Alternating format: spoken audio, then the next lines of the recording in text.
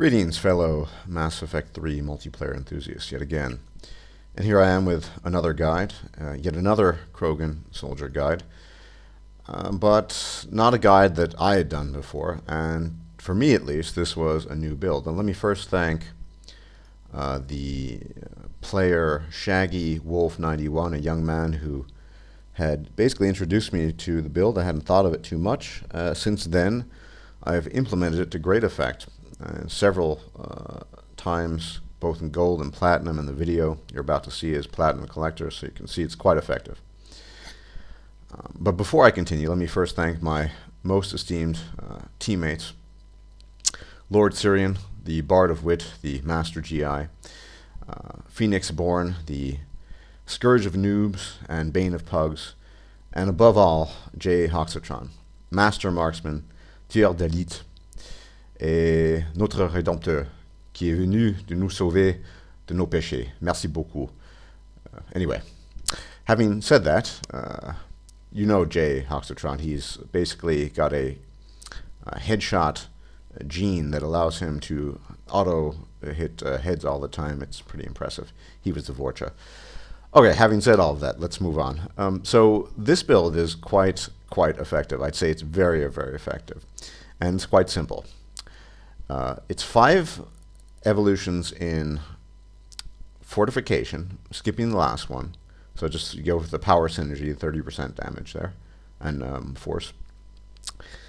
Infernal grenades max out, and I'll post all the with infernal grenades. It's I go damage, shrapnel, okay. Then for Carnage, I go damage, knockdown effect, armor.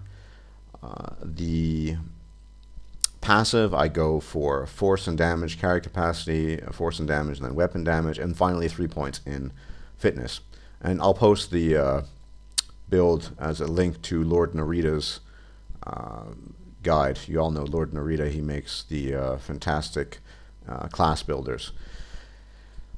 Okay, so you might think, well, it's not quite as tanky. And it's true, it's lacking a bit in tankiness, but it more than makes up for it in its DPS output.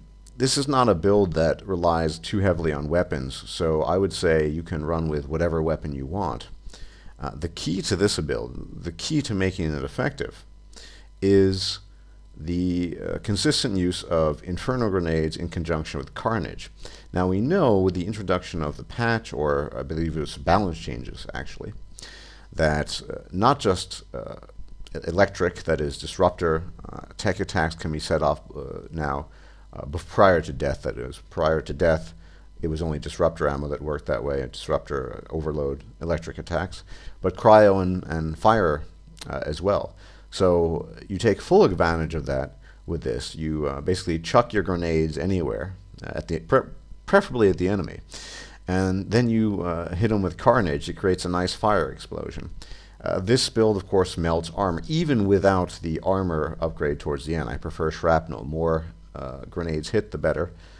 It will melt armor just because the combination of Carnage, which already has a bonus against armor if you spec it right, along with Inferno grenades, which are inherently good against armor. It's just very good. It's great for clearing spawn points, and it's great really for every faction. I don't think there's a single faction that is not good against, although it really shines against Reapers. It's quite good against Collectors. It's quite good against Geth, although I haven't tested against Geth. I hate Geth. And it's very good against Cerberus as well. So it's a very good build. It's really simple.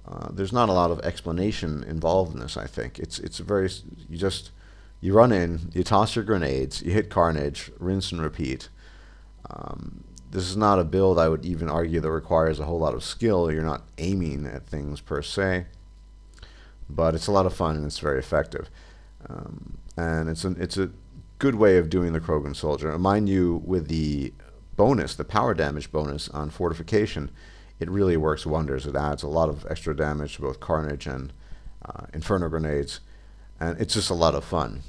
I'll just call this the Immolation build, because that's basically what you're doing. You're just burning things and setting up fire explosions. So that's pretty much the build. There's not a whole lot of strategy involved, as I said. Just toss grenades and hit carnage, but it's a lot of fun. On a final point, having experimented with this, I've kind of gone over with the Vorcha into doing a lot of stuff with Flamer. With the Sentinel, I've been doing Flamer and cluster grenades for fire explosions, and with the Soldier, I've been doing Flamer and Carnage, and it's just fantastic. There's so much damage potential; it's just very effective, and Flamer is really, really top. Something I had neglected in the past, to be honest, hadn't thought too much of it, and rediscovering it, so that's good. On a final note, the Geth Trooper, which we don't know when, it will be released at some point in time, has Flamer. And at first I was thinking about running a all-weapons build on him, basically turn him into a fast version of the Destroyer. But Flamer has so much potential with that guy because he's going to do so much damage with it. I think I might start with that build. Anyway, it's not so much as a guide as just to show you how effective this build is. And it's themed as well. We're doing the Bloodpack on Hazardous Tuchanko, a map I like a lot. And I hope you enjoy the gameplay and the video. And once again, thanks to my teammates. Fantastic teammates. Jay Hoxatron, well, I think fantastic would be a bit of an understatement in his case. But anyway, thanks for the games, guys, and thanks for watching. And I hope to see you all soon. Take care.